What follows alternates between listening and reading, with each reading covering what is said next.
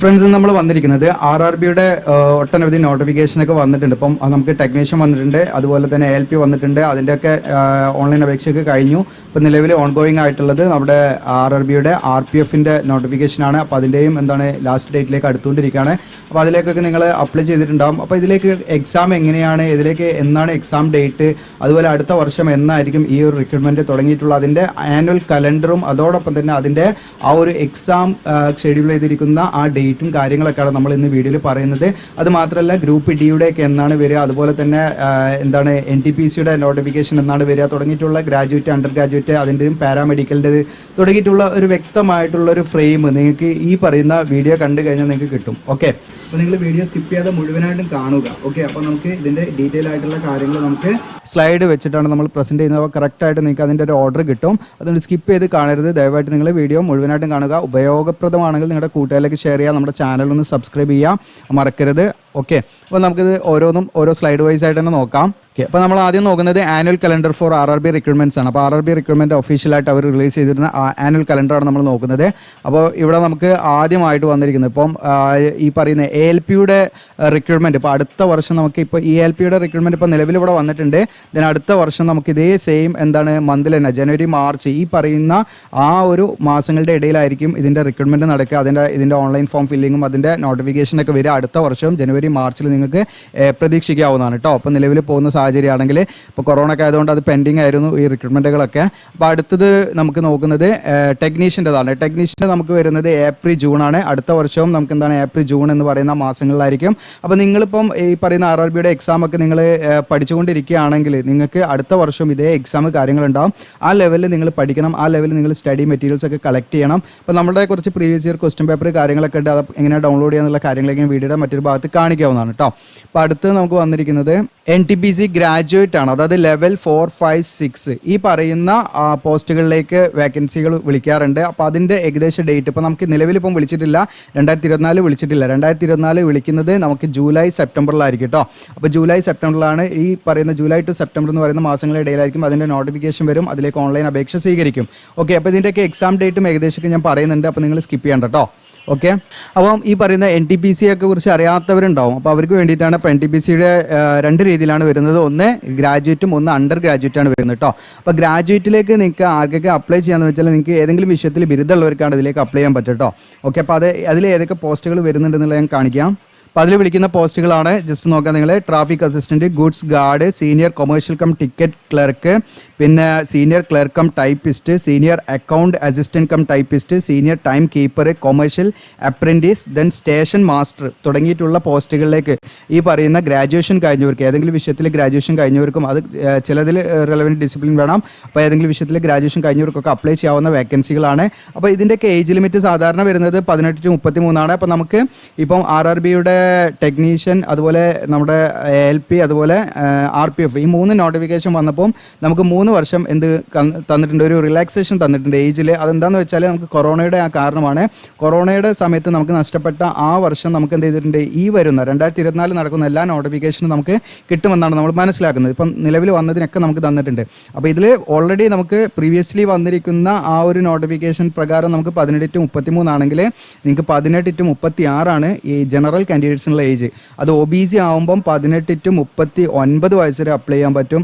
Then SC ST ആകുമ്പോൾ നിങ്ങൾക്ക് 41 വയസ്സ് വരെയൊക്കെ അപ്ലൈ ചെയ്യാൻ പറ്റും. ഓക്കെ, അപ്പോൾ അത് നല്ലൊരു ഏജ്, നമുക്ക് നല്ലൊരു ബെനിഫിറ്റ് ആണ്. കാരണം നിങ്ങൾ ഓൾറെഡി ഏജ് ഓവറായി എന്നൊക്കെ പറഞ്ഞിരിക്കുന്നവർക്കൊക്കെ എന്ത് ചെയ്യാം, നിങ്ങൾക്ക് ഇപ്പോഴേ പഠിച്ച് തുടങ്ങുകയാണെങ്കിൽ നിങ്ങൾക്ക് ഈ വർഷം തന്നെ എക്സാം കാര്യങ്ങളൊക്കെ ഉണ്ടാകും. അപ്പോൾ അതിലേക്ക് നിങ്ങൾക്ക് എന്ത് ചെയ്യാം, ഈ പറയുന്ന നല്ല രീതിയിൽ പഠിച്ച് പ്ലാൻ ചെയ്ത് പോകാൻ പറ്റും. അതുകൊണ്ടാണ് നമ്മൾ ഇങ്ങനെ ഒരു വീഡിയോ ചെയ്യുന്നത്. അപ്പോൾ നിങ്ങൾ സ്കിപ്പ് ചെയ്യാതെ കാണുക. കാരണം നമ്മളിങ്ങനെ ഓരോ കാര്യങ്ങൾ നമ്മൾ റെഫർ ചെയ്ത് ചെയ്യുമ്പോൾ ഒരുപാട് ടൈം നമ്മളിതിൽ സ്പെൻഡ് ചെയ്യുന്നുണ്ട്. അപ്പോൾ നിങ്ങൾ സീക്ക് ചെയ്ത് വളരെ സ്പീഡായിട്ട് കണ്ടു കഴിഞ്ഞാൽ നമുക്ക് ആ ഒരു യൂട്യൂബ് നമ്മുടെ ചാനലിൻ്റെ ആ ഒരു ഇംപ്രഷൻ കുറയ്ക്കുകയും നമുക്ക് ഈ വ്യൂസ് അത്യാവശ്യം കിട്ടാതിരിക്കുകയും ചെയ്യും. അപ്പോൾ എല്ലാവരിലേക്ക് ഇത് എത്താൻ വേണ്ടിയിട്ടാണ്. നിങ്ങൾ കാണുന്നുണ്ടെങ്കിൽ മുഴുവനായിട്ട് കാണുക, അല്ലെങ്കിൽ ജസ്റ്റ് എനിക്ക് തമ്പനയിൽ കണ്ടാൽ തന്നെ അറിയാലോ, കണ്ടില്ലെങ്കിലും കുഴപ്പമില്ല. ഓക്കെ, അപ്പോൾ NTPC നമുക്കിനി ജൂലൈ സെപ്റ്റംബർ ആ മാസങ്ങളിൽ നമുക്ക് പ്രതീക്ഷിക്കാം വരാനിരിക്കുന്ന വേക്കൻസിയാണ്. അപ്പോൾ നിങ്ങൾക്ക് ഏതെങ്കിലും ഗ്രാജുവേഷനൊക്കെ ഉള്ളവർക്ക് വെയിറ്റ് ചെയ്യാം. 18 to 33 നോർമൽ ഏജ്, അത് 18 to 36 വരെയുള്ളവർക്ക് ജനറൽ കാൻഡിഡേറ്റ്സിന് അപ്ലൈ ചെയ്യാമെന്നുള്ളതാണ് നമ്മൾ മനസ്സിലാക്കുന്നത്. കൊറോണയുടെ റിലാക്സേഷൻ ഉണ്ടാവും. ഇതിനടുത്ത് നമുക്ക് NTPCയിൽ തന്നെ ഗ്രാജുവേറ്റ് നമ്മൾ പറഞ്ഞു. ഇനി അണ്ടർ ഗ്രാജുവേറ്റിൻ്റെ വരുന്നുണ്ട്. അണ്ടർ ഗ്രാജുവേറ്റ് എന്ന് പറഞ്ഞാൽ നിങ്ങൾക്ക് +2 ആണ് ക്വാളിഫിക്കേഷൻ. ജസ്റ്റ് +2 പാസ്സാണെങ്കിൽ നിങ്ങൾക്ക് അതിലേക്ക് അപ്ലൈ ചെയ്യാൻ പറ്റും. +2 ഒരു ഇക്വലൻ്റ് ആണ്, അതിൽ പാസ്സായവർക്ക് അതിലേക്ക് അപ്ലൈ ചെയ്യാൻ പറ്റും. ഓക്കെ, അപ്പോൾ അതിൽ നമുക്ക് വരുന്ന ഏജും ഈ പറയുന്ന സെയിം ഏജ് തന്നെയാണ് കേട്ടോ വരുന്നത്. 18 to 30 ആണ്, സെയിം ഏജ് അല്ല, 18 to 30 ആണ് നമുക്ക് ഏജ് വരുന്നത്. ഓക്കെ, അപ്പോൾ മിനിമം ഏജ് 18, മാക്സിമം 30. അപ്പം കൊറോണയുടെ ആ ഒരു റിലാക്സേഷൻ കാരണം നമുക്ക് 33 വയസ്സ് വരെ അപ്ലൈ ചെയ്യാം. പിന്നെ ജനറൽ, പിന്നെ OBC ആണെങ്കിൽ 36, ദെൻ SC/ST ആണെങ്കിൽ നിങ്ങൾക്ക് 38 വയസ്സ് വരെ അപ്ലൈ ചെയ്യാം. ഓക്കെ, അപ്പം പിന്നെ ഇതിൻ്റെ ഒരു ഡേറ്റ് കണക്കാക്കുന്നത് ജൂലൈ സെപ്റ്റംബറിൽ തന്നെയാണ് ഇതിൻ്റെ അണ്ടർ ഗ്രാജുവേറ്റിൻ്റെ +2 ക്വാളിഫിക്കേഷൻ ഉള്ളവർക്ക് അപ്ലൈ ചെയ്യാവുന്ന വേക്കൻസികൾ വരുന്നത്. അപ്പോൾ അതിൽ ഏതൊക്കെ പോസ്റ്റുകളാണ് വരിക എന്ന് വെച്ചാൽ ജൂനിയർ ക്ലർക്കം ടൈപ്പിസ്റ്റ് വരും, ദെൻ അക്കൗണ്ട്സ് ക്ലർക്കം ടൈപ്പിസ്റ്റ് വരും, ജൂനിയർ ടൈം കീപ്പർ വരും, ദെൻ ട്രെയിൻസ് ക്ലർക്ക് വരും, പിന്നെ കൊമേഴ്ഷ്യൽ കം ടിക്കറ്റ് ക്ലർക്കും വരും കേട്ടോ. ഓക്കെ, അപ്പോൾ ഇത്രയും പോസ്റ്റുകളൊക്കെയാണ് അതിൽ പ്രധാനമായിട്ട് വരിക. ഓക്കെ, അപ്പോൾ ഇതിലേക്ക് നമുക്ക് യോഗ്യത എന്ന് പറയുന്നത് ജസ്റ്റ് +2 പാസ്സായിരിക്കുക എന്നുള്ളതാണ്. ഓക്കെ, അപ്പോൾ അങ്ങനെയുള്ളവർക്ക് ഇതിലേക്ക് അപ്ലൈ ചെയ്യാം. അപ്പോൾ ഞാൻ പറഞ്ഞു ഏജ് ലിമിറ്റ് ഞാൻ പറഞ്ഞു. അപ്പോൾ ഇത് വരുന്ന ഡേറ്റ് നിങ്ങൾ ഓർത്ത് വെക്കുക, ജൂലൈ സെപ്റ്റംബർ ആണ്. അപ്പോൾ അതിനൊക്കെ അനുസരിച്ച് നിങ്ങൾ പഠിച്ചു വെക്കുക കേട്ടോ. ഇനി അടുത്ത് നമുക്ക് ജൂലൈ സെപ്റ്റംബറിൽ വരുന്ന മറ്റു നോട്ടിഫിക്കേഷനാണ് ജൂനിയർ എഞ്ചിനീയേഴ്സും വരുന്നുണ്ട്, പാരാമെഡിക്കലും. അപ്പോൾ ജൂലൈ സെപ്റ്റംബറിൽ നമുക്ക് 4 കാറ്റഗറി ആയിട്ടാണ് നമുക്ക് വേണമെങ്കിൽ പറയാം. ഒന്ന് NTPC graduate, then NTPC under graduate, പിന്നെ നമുക്ക് ജൂനിയർ എഞ്ചിനീയർ, പിന്നെ ഈ പറയുന്ന പാരാമെഡിക്കൽ കാറ്റഗറീസ്. ഓക്കെ, അപ്പോൾ ജൂനിയർ എഞ്ചിനീയറിലേക്ക് നിങ്ങൾക്ക് ഡിപ്ലോമ, BR, BTech അങ്ങനെയുള്ളവർക്കൊക്കെ അപ്ലൈ ചെയ്യാം. BSc എഞ്ചിനീയറിംഗ് കഴിഞ്ഞവർക്ക് അപ്ലൈ ചെയ്യാം. ഓക്കെ, അപ്പോൾ അങ്ങനെയുള്ളവരൊക്കെ എന്ത് ചെയ്യാന്ന് വെച്ചാൽ നിങ്ങൾ പഠിക്കുക, നിങ്ങൾ പ്രിപ്പയർ ചെയ്ത് വെക്കുക എന്നുള്ളതാണ്. പിന്നെ പാരാമെഡിക്കൽ കാറ്റഗറിയിലും എന്താണ് ഒരുപാട് വേക്കൻസികളൊക്കെ അത്യാവശ്യം വരാറുണ്ട്. അപ്പോൾ അതിലേക്കും നിങ്ങൾക്ക് ഈ പറയുന്ന ജൂലൈ സെപ്റ്റംബർ എന്ന് പറയുന്ന ആ മാസങ്ങൾ നിങ്ങൾ ഫോക്കസ് ചെയ്തൊക്കെ ആ സമയങ്ങളിലായിരിക്കും റിക്രൂട്ട്മെൻറ്റ് കാര്യങ്ങളൊക്കെ നടക്കുക. മീൻസ് നോട്ടിഫിക്കേഷനും അതുപോലെ ഓൺലൈൻ അപ്ലിക്കേഷനും. അപ്പോൾ അത് കഴിഞ്ഞൊരു 4-5 മാസങ്ങളിൽ ഉള്ളിലായിട്ട് തന്നെ എന്ത് ചെയ്യും, എക്സാം ഉണ്ടാവും എന്നുള്ളതാണ് നമ്മൾ മനസ്സിലാക്കേണ്ടത് കേട്ടോ. അപ്പോൾ ഇതിൻ്റെ ഒന്നും ഞാൻ പ്രത്യേകിച്ച് പറയണമെന്നില്ല, നിങ്ങൾക്ക് അറിയുമെന്ന് വിചാരിക്കുന്നു പാരാമെഡിക്കൽ കാറ്റഗറീസൊക്കെ. പിന്നെ വരുന്നത് നമുക്ക് ലെവൽ 1 ആണ്. ലെവൽ 1 എന്ന് പറയുന്നത് നമ്മുടെ ഗ്രൂപ്പ് D ആണ്. എല്ലാവരും ചോദിക്കാറുള്ളൊരു കാറ്റഗറിയാണ് ഗ്രൂപ്പ് D. ലെവൽ 1 പോസ്റ്റ് ആണ്. അപ്പോൾ ഈ ലെവൽ 1 പോസ്റ്റിൻ്റെ പ്രത്യേകത എന്ന് വെച്ചാൽ നമുക്ക് ഒക്ടോബർ ഡിസംബറിലാണ് ഇതിൻ്റെ നോട്ടിഫിക്കേഷനും അതുപോലെ ഓൺലൈൻ അപേക്ഷയൊക്കെ വരിക. അപ്പോൾ ഒക്ടോബർ ഡിസംബർ എന്ന് പറയുന്നത്, അപ്പോൾ ഈ വർഷം വരും, അടുത്ത വർഷം ഇതേ സെയിം ടൈം തന്നെയാണ് വരിക. അപ്പോൾ ആനുവൽ കലണ്ടറാണ്. SSC UPSC ഒക്കെ പോലെ നമുക്ക് കറക്റ്റ് ഒരു റെഗുലർ ആയിട്ട് അങ്ങനെ ഇത് ഈ പറയുന്ന നോട്ടിഫിക്കേഷൻ കാര്യങ്ങൾ വരും. അപ്പോൾ ഈ വർഷം നമുക്ക് ഒക്ടോബർ ടു ഡിസംബർ എന്ന് പറയുന്ന മാസങ്ങളിൽ ഇതിൻ്റെ നോട്ടിഫിക്കേഷനും ഇതിൻ്റെ ഓൺലൈൻ അപേക്ഷയൊക്കെ നമുക്ക് പ്രതീക്ഷിക്കാം. അത് കഴിഞ്ഞ് നമുക്ക് 4-5 മാസങ്ങളിലുള്ളിലായിട്ട് നമുക്ക് എന്താണ് അതിൻ്റെ ഓൺലൈൻ എക്സാമും കാര്യങ്ങളും ഉണ്ടാവും. പിന്നെ അടുത്ത വരുന്നത് മിനിസ്റ്റീരിയൽ ആൻഡ് ഐസൊലേറ്റഡ് കാറ്റഗറീസ് ആണ്. അതിൽ മിനിസ്റ്റീരിയൽ ഐസൊലേറ്റഡ് കാറ്റഗറിയിൽ ജൂനിയർ സ്റ്റെനോഗ്രാഫർ, അതുപോലെ ഹിന്ദി, ഇംഗ്ലീഷ്, പിന്നെ ഈ പറയുന്ന മെയിനായിട്ട് സ്റ്റെനോഗ്രാഫർ, പിന്നെ സ്റ്റാഫ് ആൻഡ് വെൽഫെയർ ഇൻസ്പെക്ടർ, പിന്നെ ചീഫ് ലോ അസിസ്റ്റൻറ്റ്, പിന്നെ ലാബ് അസിസ്റ്റൻറ്റ്, കെമിസ്റ്റ്, അതുപോലെ നിങ്ങൾക്ക് finger print examiner, head cook, പിന്നെ സീനിയർ പബ്ലിസിറ്റി ഇൻസ്പെക്ടർ, പിന്നെ നിങ്ങൾക്ക് പബ്ലിസിറ്റി ഇൻസ്പെക്ടർ വിളിച്ചിട്ടുണ്ട്, പിന്നെ ഫോട്ടോഗ്രാഫർ, പിന്നെ നിങ്ങൾക്ക് പോസ്റ്റ് ഗ്രാജുവേറ്റ് ടീച്ചർ, PGTയും അതുപോലെ TGT ഒക്കെ വിളിക്കുന്നുണ്ട്. ടീച്ചിങ് വാക്കൻസികളൊക്കെ അതിൽ വരും. ഓക്കെ, ഫിസിക്കൽ ട്രെയിനിങ് ഇൻസ്ട്രക്ടർ വിളിക്കാറുണ്ട്, പിന്നെ അസിസ്റ്റന്റ് മിസ്ട്രസ് വിളിക്കാറുണ്ട്. അപ്പോൾ ഇതിൻ്റെ മിനിമം ഏജ് 18, മാക്സിമം ഏജ് എന്ന് പറയുന്നത് ഓരോ എന്താണ് പോസ്റ്റിനും വേറെ ഏജ് ലിമിറ്റാണ്. ചിലതിന് 30 ഉണ്ട്, 33 ഉണ്ട്, 41 ഉണ്ട്, 45 ഉണ്ട്, അങ്ങനെ പല ഏജുകളാണ് കേട്ടോ. അപ്പോൾ അതൊക്കെ നിങ്ങൾ ആ നോട്ടിഫിക്കേഷൻ വരുമ്പോൾ നിങ്ങൾക്ക് അതിനെക്കുറിച്ച് ഒരു ധാരണ ലഭിക്കും. പിന്നെ ഗ്രൂപ്പ് Dയിൽ പ്രധാനമായിട്ടും പോസ്റ്റുകളാണ്. അപ്പോൾ അതിൽ നിങ്ങൾക്ക് ഈ പറയുന്ന അസിസ്റ്റന്റ്, അതുപോലെ തന്നെ നിങ്ങൾക്ക് ഈ പറയുന്ന അസിസ്റ്റന്റ് പോയിന്റ്സ്മാൻ, അതുപോലെ നിങ്ങൾക്ക് ട്രാക്ക് മെയിൻറ്റെയിനർ, അങ്ങനെ തുടങ്ങിയിട്ടുള്ള പോസ്റ്റുകളാണ് കേട്ടോ അതിൽ പ്രധാനമായിട്ടും വരിക. ഓക്കെ, അപ്പോൾ അതിൻ്റെ ഏജ് ലിമിറ്റ് എന്ന് പറഞ്ഞാൽ 18 to 33 ഏജ് ലിമിറ്റ്. അപ്പോൾ നിങ്ങൾക്ക് ഈ പറയുന്ന കൊറോണയുടെ റിലാക്സേഷൻ ഉണ്ടായിരിക്കും. നിങ്ങൾക്ക് ഈ പറയുന്ന 36 വയസ്സ് വരെ അപ്ലൈ ചെയ്യാൻ ജനറൽ കാൻഡിഡേറ്റ്സിന് കേട്ടോ. പിന്നെ SC/ST OBCക്ക് ഏജ് റിലാക്സേഷൻ ഉണ്ടായിരിക്കും. ജസ്റ്റ് 10ാം ക്ലാസ് ആണ് അതിൻ്റെ യോഗ്യത. ഇനി IT കഴിഞ്ഞവർക്ക് ആണെങ്കിലും നിശ്ചിതമായിട്ടുള്ള റെലവൻറ്റ് ട്രേഡുകളുണ്ട്, അതിലേക്കും അപ്ലൈ ആവുന്നതാണ് കേട്ടോ. ഓക്കെ, അപ്പോൾ നമ്മൾ പറഞ്ഞു ഇപ്പം ഒക്ടോബർ ഡിസംബറിലാണ് നമുക്ക് ഗ്രൂപ്പ് D വരിക. ഓക്കെ, അത് കഴിഞ്ഞ് നമുക്കൊരു 4-5-6 മാസങ്ങളുടെ ഇടയിലായിട്ട് നമുക്ക് അതിൻ്റെ എക്സാമും പ്രതീക്ഷിക്കാം. പിന്നെ മിനിസ്റ്റീരിയൽ ആൻഡ് ഐസൊലേറ്റഡ് കാറ്റഗറീസും ഈ പറയുന്ന സെയിം മാസങ്ങളിലാണ് വരിക കേട്ടോ. അതിൻ്റെ ഡീറ്റെയിൽസ് ഒക്കെ ഞാൻ പറഞ്ഞു. ഇനി അടുത്ത് നമുക്ക് നോക്കാൻ പോകുന്നത് നമ്മൾ ഇതിൻ്റെ ഈ പറയുന്ന ടൈം ലൈൻസ് ആണ്. അതായത് ഇപ്പോൾ നമുക്ക് നിലവിൽ വന്നിരിക്കുന്നത് ALPൻ്റെ വന്നിട്ടുണ്ട്, ദെൻ ടെക്നീഷ്യൻ്റെ വന്നിട്ടുണ്ട്. അപ്പോൾ അതിൻ്റെ ഒരു എക്സാം എങ്ങനെയൊക്കെയാണ്, ഏതൊക്കെ ദിവസങ്ങളാണെങ്കിൽ ഏതൊക്കെ മാസങ്ങളിലാണ് പ്രതീക്ഷിക്കാവുന്നത് എന്നുള്ളതിൻ്റെ കാര്യങ്ങളാണ് കേട്ടോ. അപ്പോൾ ഓൾറെഡി അപ്ലൈ ചെയ്തവരുണ്ടെങ്കിൽ ഈ വീഡിയോയുടെ ഈ ഭാഗം മുതൽ കാണാവുന്നതാണ്. ഓക്കെ, അപ്പോൾ ഇവിടെ കാണാം ഈ പറയുന്ന അഡ്വർടൈസ് നമ്പറാണ് 2/2024 റിക്രൂട്ട്മെൻറ്റ് ഓഫ് ടെക്നീഷ്യൻസ്. അതിൻ്റെ ടൈം ലൈൻസ് ആണ് ഇവിടെ കൊടുത്തിരിക്കുന്നത്. ഇതിന് കമ്പ്യൂട്ടർ ബേസ്ഡ് ടെസ്റ്റ് ആണ് ഉണ്ടായിരിക്കുക. അത് October and December 2024 October and ഡിസംബറിൽ തന്നെ ഇതിൻ്റെ കമ്പ്യൂട്ടർ ബേസ്ഡ് എക്സാം ഉണ്ടാവുമെന്ന് നിങ്ങൾ പ്രതീക്ഷിക്കുക. അപ്പോൾ അതിനനുസരിച്ച് നിങ്ങൾ ടെക്നീഷ്യനിലേക്ക് അപ്ലൈ ചെയ്തവരാണെങ്കിൽ അതിനനുസരിച്ച് നിങ്ങൾ എന്ത് ചെയ്യുക, നിങ്ങൾ പ്രിപ്പയർ ചെയ്യുക കേട്ടോ. പിന്നെ ഇത് ഷോർട്ട് ലിസ്റ്റ് ചെയ്യപ്പെടുന്നത് ഈ പറയുന്ന കമ്പ്യൂട്ടർ ബേസ്ഡ് ടെസ്റ്റിൻ്റെ ഒരു കമ്പ്യൂട്ടർ ബേസ്ഡ് ടെസ്റ്റ് ഉണ്ടായിരിക്കുക. അതിൽ നമുക്ക് ഇതിൻ്റെ വേണ്ട സ്റ്റഡി മെറ്റീരിയൽസ് ഒക്കെ ഞാൻ തരട്ടെ, ജസ്റ്റ് എവിടെ നിന്ന് ഡൗൺലോഡ് കാണിക്കാം, നിങ്ങൾ സ്കിപ്പ് ചെയ്യേണ്ട. അപ്പോൾ ഈ പറയുന്ന ഡോക്യുമെൻറ്റ് വെരിഫിക്കേഷൻ നമുക്ക് നടക്കുന്നത് ഏകദേശം അതിൻ്റെ ഷോർട്ട് ലിസ്റ്റ് തയ്യാറാക്കുന്നത്, ഡോക്യുമെൻറ്റ് വെരിഫിക്കേഷനുള്ള ഷോർട്ട് ലിസ്റ്റ് തയ്യാറാക്കുന്നത് ഫെബ്രുവരി 2025. അപ്പോൾ 2025 ഫെബ്രുവരിയിൽ തന്നെ എന്ത് ചെയ്യും, അതിൻ്റെ ഡോക്യുമെൻറ്റ് വെരിഫിക്കേഷനുള്ള ഷോർട്ട് ലിസ്റ്റും വരും. ഓക്കെ, അപ്പോൾ ആ രീതിയിൽ നിങ്ങളത് എക്സ്പെക്ട് ചെയ്യുക. ഇതിനടുത്ത് നമുക്ക് നോക്കുന്നത് ALPൻ്റെതാണ് കേട്ടോ. 1/2024 ആദ്യം വിളിച്ചത് 2024 ആദ്യത്തെ നോട്ടിഫിക്കേഷൻ ALP ആണ്. അപ്പോൾ അതിൻ്റെ കമ്പ്യൂട്ടർ ബേസ്ഡ് ടെസ്റ്റ് അതിന് 2 CBT 1 ഉം CBT 2 ഉണ്ട്.